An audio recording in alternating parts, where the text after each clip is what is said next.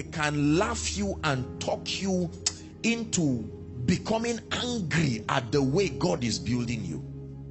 Are we together?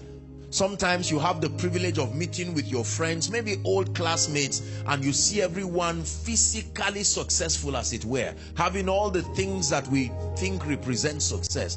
And here you are standing and they say, so what are you doing now with your life? You say, seeking God, loving God. And they say, I see. You know, they try to be as polite as possible, but it's very clear that they look like they have an advantage over you. And you can leave them smiling and act like it doesn't matter, and then get back home and say, God, what are we doing? Let me just know if I'm wrong so that I can correct it fast. And God says, no. I saw the sun, the moon, and 11 stars bowing to me, a little boy. And Jacob discerned and said, are you saying one day myself, your mother, and your brothers will bow to you? The brothers had it and said, we will kill you before that vision comes to pass.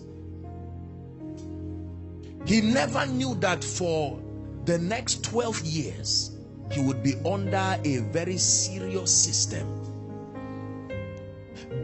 Beware when God announces favor on you, because it always doesn't look like it. The moment he told Mary you are highly favored, it was trouble that followed her from that time. The scandal of managing an issue with a suspect that will have to be a rabbi. You can't say a ghost made me pregnant. It doesn't make sense. It's more polite to say I don't know what happened. Imagine explaining to intelligent people that a ghost made me pregnant, and I am pregnant, but I confess I'm still a virgin. The people are already angry that you are pregnant out of wedlock. You manage the situation by silence, not explaining that, honestly, God is my witness, I'm still a virgin. Yet God calls that favor. God calls trouble, catastrophe in your life favor.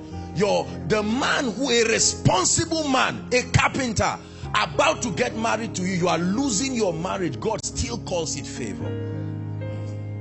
He said you are highly favored, not just favor. Could it be that what you are going through is favor?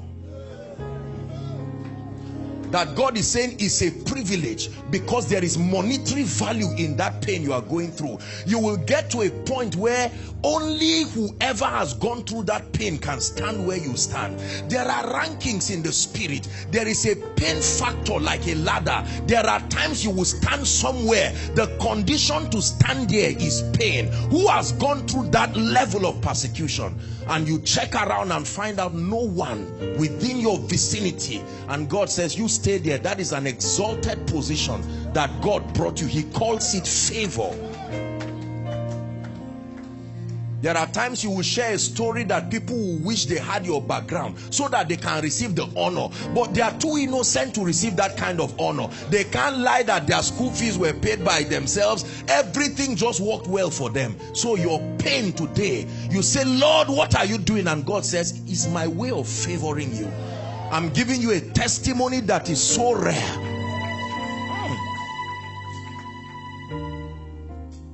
Is God speaking to someone? I just want to inspire you, and then we'll share the grace and then come back in the evening. It's true. You must learn to interpret the happenings in your life from the lens of the spirit. Remember the conference, these are matters of the spirit. So as a man of God, you get up with a lot of zeal to start a church, and you find out that they drive you away and say, no, Mr. Man, you are not starting that church. And he said, Lord, I thought you anointed me. And he says, that's favor. You keep watching.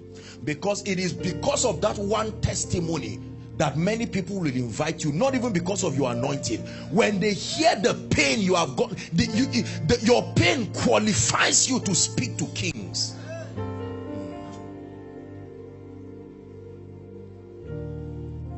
Not everything that looks negative is demonic. We have to be men of the spirit to discern. Joseph is in the pit, and God calls it progress. How do you explain being in a dry well as progress? And the brothers sell him, the Ishmaelites,